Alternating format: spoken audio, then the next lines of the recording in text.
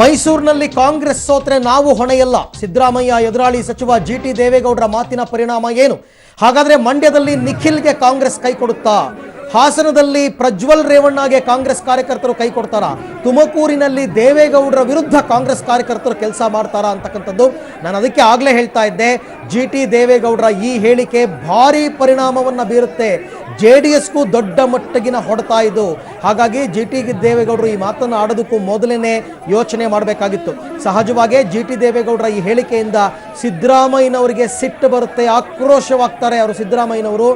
ಒಂದು ವೇಳೆ ಸಿದ್ದರಾಮಯ್ಯನವರಿಗೆ ಸಿಟ್ಟು ಬಂತು ಅಂದರೆ ಅದರ ಪರಿಣಾಮವನ್ನು JDSನವರು ಮಂಡ್ಯ, ಹಾಸನ ಮತ್ತು ತುಮಕೂರಿನಲ್ಲಿ ಎದುರಿಸಲೇಬೇಕಾಗುತ್ತೆ. ಯಾಕೆಂದರೆ ಕಾಂಗ್ರೆಸ್ಸನ್ನು ಬಿಟ್ಟು ಯಾವುದೇ ಕ್ಷೇತ್ರದಲ್ಲಿ JDSನವರು ಸ್ವತಂತ್ರವಾಗಿ ಗೆಲ್ತೀವಿ ಅಂತಕ್ಕಂಥ ಪರಿಸ್ಥಿತಿ ಇಲ್ಲ. ಮಂಡ್ಯದಲ್ಲಿ ಈಗಾಗಲೇ 50%ಗೂ ಹೆಚ್ಚು ಕಾಂಗ್ರೆಸ್ ಕಾರ್ಯಕರ್ತರು ಸುಮಲತಾ ಅಂಬರೀಶ್ ಪರ ನಿಲ್ತಾ ಇದ್ದಾರೆ. ಹಾಗೆಯೇ ಹಾಸನದಲ್ಲಿ ಕೂಡ ಇನ್ನೂ ಕಾಂಗ್ರೆಸ್ JDS ನಡುವೆ ಸಮನ್ವಯತೆ ಮೂಡಿಲ್ಲ. ಯಾಕೆಂದರೆ ಮಾದೇಗೌಡರು ಮೊನ್ನೆ ಆ ರೀತಿ ಹೇಳಿಕೆಯನ್ನು ಕೊಡಲಿಲ್ಲ, ಮಾದೇಗೌಡರಾಗ್ಬೋದು ಅಥವಾ ಬೇರೆ ಬೇರೆ ನಾಯಕರು. ಸೊ ಹಾಗಾಗಿ ಇದರ ಪರಿಣಾಮವನ್ನು JDS ಯಾವ ಮಟ್ಟಿಗೆ ಎದುರಿಸಬೇಕಾಗುತ್ತೆ ಅಂತಕ್ಕಂಥದ್ದು it's a very damaging statement. ಈ ಬಗ್ಗೆ ಮತ್ತಷ್ಟು ಮಾಹಿತಿಯನ್ನು ಪಡೆಯೋಣ ನನ್ನ ಕೊಲೀಗ KP ನಾಗರಾಜ್ ಇಂದ. ನಾಗರಾಜ್, ಚಾಮುಂಡೇಶ್ವರಿ ಕ್ಷೇತ್ರದ JDS ಕಾರ್ಯಕರ್ತರು ಇಷ್ಟು ದೊಡ್ಡದಾಗಿ ಆಕ್ರೋಶ ಹೊರಹಾಕೋದಕ್ಕೆ ಏನ್ ಕಾರಣ? ಅದು ಅರವಿಂದ್ ಹೇಳಿ ಕೇಳಿ ಕಾಂಗ್ರೆಸ್ ಮತ್ತು JDS ಅನ್ನುವಂಥದ್ದು ಮೈಸೂರಿನ ಭಾಗದಲ್ಲಿ ಸಾಂಪ್ರದಾಯಿಕವಾದಂತಹ ಬದ್ಧ ಎದುರಾಳಿಗಳು. ಅದರಲ್ಲೂ ಕೂಡ ಪ್ರಮುಖವಾಗಿ ಚಾಮುಂಡೇಶ್ವರಿ ಕ್ಷೇತ್ರ ಅನ್ನುವಂಥದ್ದು ಹೈ ವೋಲ್ಟೇಜ್ ನ ಎರಡು ಚುನಾವಣೆಯನ್ನು ಎದುರಿಸಿರುವಂತದ್ದು. ಒಂದು ಚಾಮುಂಡೇಶ್ವರಿಯ ಬೈ ಎಲೆಕ್ಷನ್, ಮತ್ತೊಂದು ಮೊನ್ನೆ ನಡೆದಂತಹ ಚುನಾವಣೆ. ಅಲ್ಲಿ JDS ಮತ್ತು ಕಾಂಗ್ರೆಸ್ನ ಕಾರ್ಯಕರ್ತರು ಅನ್ನುವಂಥವ್ರು ನಿಜಕ್ಕೂ ಕೂಡ ಏನೋ ಬದ್ಧ ವೈರಿಗಳ ರೀತಿಯಲ್ಲಿ ಒಡೆದಾಡ್ಕೊಂಡು ಜಗಳವನ್ನ ಮಾಡ್ಕೊಂಡು ಚುನಾವಣೆಯನ್ನ ಎದುರಿಸಿದ್ದಾರೆ. ಅವರು ಕೇಳ್ತಾ ಇರುವಂತದ್ದು, ನಾವು ಕೇಸ್ಗಳನ್ನ ಹಾಕಿಸ್ಕೊಂಡಿದೀವಿ ಸಿದ್ದರಾಮಯ್ಯ ವಿರುದ್ಧ ಹೋರಾಡಿ, ಇವತ್ತು ಮತ್ತೆ ನಾವು ಸಿದ್ದರಾಮಯ್ಯನವರ ಪರವಾಗಿ, ಅವರ ಪಕ್ಷದ ಪರವಾಗಿ ಹೆಂಗೆ ಕ್ಯಾಂಡಿಡೇಟ್ ಅನ್ನ ನಾವು ಮತವನ್ನ ಕೇಳಿ ಅನ್ನುವಂಥದ್ದು ಅವರ ಆಕ್ರೋಶಕ್ಕೆ ಕಾರಣ ಆಗಿದೆ. ಇದು ಇವತ್ತು ನಿನ್ನೆಯ ಆಕ್ರೋಶಗಳು ಅಲ್ಲ ಅರವಿಂದ್, ಇವು ಕಳೆದ 8-10 ವರ್ಷಗಳಿಂದಲೂ ಕೂಡ ಚಾಮುಂಡೇಶ್ವರಿಯಲ್ಲಿ ಬೆಳೆದಿರುವಂತಹ ವಾತಾವರಣ ಏನಿದೆ, ಅಲ್ಲಿ ಮೂಡಿರುವಂತಹ ರಾಜಕೀಯ ಕಲಹಗಳೇನಿದಾವೆ, ಅದರ ಇವತ್ತು ಪರಿಣಾಮ ಇವತ್ತು ಮೈಸೂರಿನ ಖಾಸಗಿ ಸಭೆಯಲ್ಲಿ ರಿಫ್ಲೆಕ್ಟ್ ಆಗ್ತಾ ಇದೆ ಅರವಿಂದ್. ಅಲ್ಲ, ಸಿದ್ದರಾಮಯ್ಯನವರಿಗೆ ಇದರ ಎಕ್ಸ್ಪೆಕ್ಟೇಷನ್ ಮೊದಲೇ ಇತ್ತು ಅಂತ ಅನ್ಸುತ್ತೆ ನಾಗರಾಜ್. ಜೊತೆಗೆ ಮೈಸೂರು ಲೋಕಸಭಾ ಕ್ಷೇತ್ರದಲ್ಲಿ ಶಾಸಕರ ಬೆಂಬಲನೂ ಕಾಂಗ್ರೆಸ್ಗಿಲ್ಲ, ಒಬ್ಬರೇ ಇರ್ತಕ್ಕಂಥದ್ದು. ಸೊ ಇಷ್ಟಿದ್ರೂ ಹಠ ಮಾಡಿ ಮೈಸೂರನ್ನ ತಗೊಂಡ್ರು ಸಿದ್ದರಾಮಯ್ಯನವರು. ಅವಾಗ ಈ ಯೋಚನೆಗಳು ಬರ್ಲಿಲ್ವಾ ಅವ್ರಿಗೆ? ಸಿದ್ದರಾಮಯ್ಯನವ್ರದ್ದು ಅವರ ರಾಜಕೀಯದ ಸೀನಿಯಾರಿಟಿ ಮತ್ತು ಅವರ ತಂತ್ರಗಾರಿಕೆ ಏನೇ ಇರಬಹುದು ಅರವಿಂದ್, ಆದ್ರೆ ಅವರು ಪ್ರತಿ ಬಾರಿಯೂ ಈ ತರದ ಒಂದು ರಿಸ್ಕ್ ಫ್ಯಾಕ್ಟರ್ಗೆ ಸಿಲುಕ್ತಾನೆ ಇದ್ದಾರೆ. ಯಾಕಂದ್ರೆ ಚಾಮುಂಡೇಶ್ವರಿಯ ಚುನಾವಣೆಯ ಕ್ಷೇತ್ರಕ್ಕೆ ಅವರು ಬರುವಂತ ಸಂದರ್ಭದಲ್ಲೂ ಕೂಡ ಬಹಳಷ್ಟು ಜನ ಹೇಳ್ತಾ ಇದ್ರು ಟಫ್ ಇದೆ ಅಂತ. ಅವ್ರು ಹೇಳ್ತಾ ಇದ್ರು ನನಗೆ ಗೊತ್ತಿದೆ ಚುನಾವಣೆ ಹೇಗೆ ಎದುರಿಸೋದು ಅನ್ನುವಂಥದ್ದು. ಮತ್ತು ಈ ಬಾರಿಯೂ ಕೂಡ ಈ ತರದ ಒಂದು ಪರಿಸ್ಥಿತಿಗಳು ಉಂಟಾಗಬಹುದು ಅನ್ನುವಂಥದ್ದನ್ನ ಬಹುತೇಕರು ಅವರಿಗೆ ಹೇಳ್ತಾ ಇದ್ರು ಕೂಡ ನನಗೆ ಗೊತ್ತಿದೆ ಚುನಾವಣೆಯನ್ನು ಎದುರಿಸೋದು, ಮೈಸೂರಿನ ಪಲ್ಸ್ ನನಗೆ ಗೊತ್ತಿದೆ ಅನ್ನುವಂಥದ್ದು ಸಿದ್ದರಾಮಯ್ಯನವರ ಕಾನ್ಫಿಡೆನ್ಸ್. ಈ ಸಭೆಯ ಈ ವಾತಾವರಣವನ್ನು ನೋಡಿಯೂ ಅವರು ಅದೇ ಕಾನ್ಫಿಡೆನ್ಸ್ ಮೂವ್ ಮಾಡ್ಕೋತಾರೋ ಅಥವಾ ಪರ್ಯಾಯವಾದಂತಹ ಏನೋ ಕನ್ವಿನ್ಸಿಂಗ್ ಮಾರ್ಗಗಳನ್ನ ಹುಡುಕ್ತಾರೋ ಅನ್ನುವಂತಹದ್ದು ಈಗ ಇರುವಂತಹ ಪ್ರಶ್ನೆ. ಓಕೆ ನಾಗರಾಜ್, ಹಾಗೆ ಸಂಪರ್ಕದಲ್ಲಿರಿ. ನಾನು ಮತ್ತೊಂದು ಸುದ್ದಿಯನ್ನ ಕೊಡ್ತೀನಿ, ಮತ್ತೆ ನಿಮ್ಮನ್ನ ಸಂಪರ್ಕ ಮಾಡ್ತೀನಿ. ಇವತ್ತಿನ ಸಭೆಯಲ್ಲಿ ಏನ್ ನಡೀತು, ಏನೋ GT ದೇವೇಗೌಡರು ಕೈ ಮುಗಿತಾ ಇದ್ದಾರೆ, ನೋಡೋಣ ಬನ್ನಿ ಏನು ಅಂತ.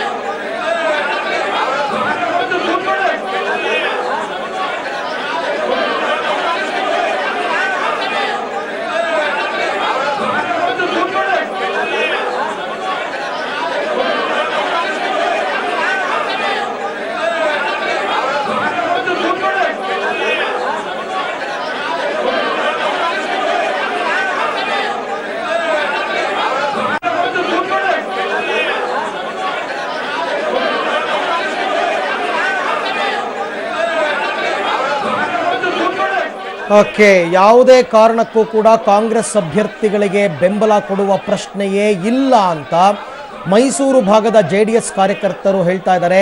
ಅವ್ರನ್ನ ಕನ್ವಿನ್ಸ್ ಮಾಡೋದ್ರಲ್ಲಿ GT ದೇವೇಗೌಡರು ವಿಫಲರಾಗಿದ್ದಾರೆ. ಅವರೇ ಕೈಯಲ್ಲಿ ಮೈಕ್ ಹಿಡ್ಕೊಂಡು ಎಲ್ಲರನ್ನೂ ಸಮಾಧಾನ ಮಾಡ್ತಾ ಇದ್ದಾರೆ.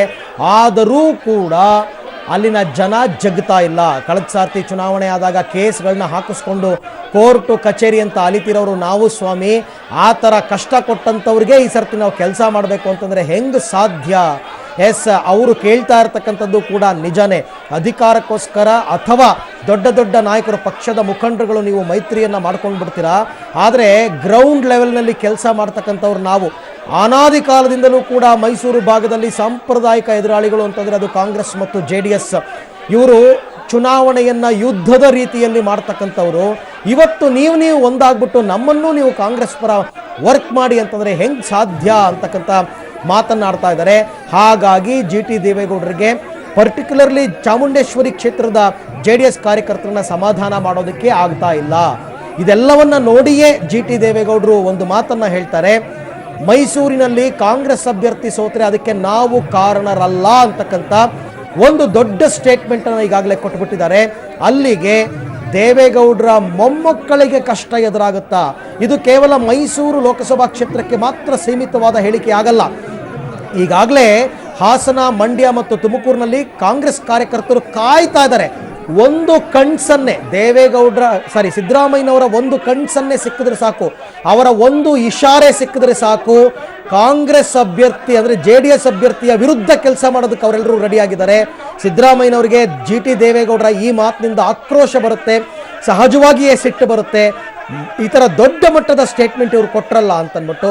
ಹಾಗಾಗಿ ಸಿದ್ದರಾಮಯ್ಯನವರು ಒಂದು ಸಾರ್ತಿ ಕಣ್ಣಿಶಾರೆ ಮಾಡಿದ್ರೆ ಸಾಕು, ನೆಗೆಟಿವ್ ಮಾಡ್ರೋ ಅಂತನ್ಬಿಟ್ರೆ ಸಾಕು, ಖಂಡಿತವಾಗಿ ದೇವೇಗೌಡರ ಮೊಮ್ಮಕ್ಕಳಿಗೆ ಮತ್ತು ದೇವೇಗೌಡರಿಗೆ ತುಮಕೂರು, ಹಾಸನ, ಮಂಡ್ಯದಲ್ಲಿ ಸಂಕಷ್ಟ ಕಟ್ಟಿಟ್ಟ ಬುತ್ತಿ. ಈಗಾಗಲೇ ಚಲುವರಾಯಸ್ವಾಮಿ ಅವರು ಮಂಡ್ಯ ಭಾಗದಲ್ಲಿ, ಅದು ಸಿದ್ದರಾಮಯ್ಯನವರು ಶಿಷ್ಯ ಅಂತಾನೆ ಕರೆಸ್ಕೊಳ್ತಾ ಇರ್ತಕ್ಕಂಥವರು, ಅವರು ಮತ್ತು ಅವರ ಬೆಂಬಲಿಗರು, ಶ್ರೀರಂಗಪಟ್ಟಣದ ಕಾಂಗ್ರೆಸ್ಸಿಗರು, ನಾಗಮಂಗಲದ ಕಾಂಗ್ರೆಸ್ಸಿಗರು ಸುಮಲತಾ ಅಂಬರೀಷ್ಗೆ ಬೆಂಬಲ ಕೊಟ್ಟಿದ್ದಾರೆ.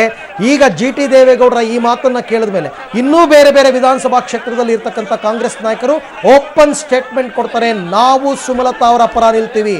ಕಾಂಗ್ರೆಸ್ ಪರ ಮೈಸೂರಿನಲ್ಲಿ ನಿಲ್ಲದ JDSಗೆ ಇಲ್ಲಿ ನಾವು ಯಾಕೆ ಸಪೋರ್ಟ್ ಮಾಡಬೇಕು ಅಂತಕ್ಕಂಥದ್ದು ಅವರ ಪ್ರಶ್ನೆ. ಕಾರ್ಯಕರ್ತರ ಆಕ್ರೋಶ ಏನು ಅಂತಕ್ಕಂಥದ್ದನ್ನ ಮತ್ತೊಂದು ಸರ್ತಿ ತೋರಿಸ್ತಾ ಇದೀವಿ ನೋಡಿ.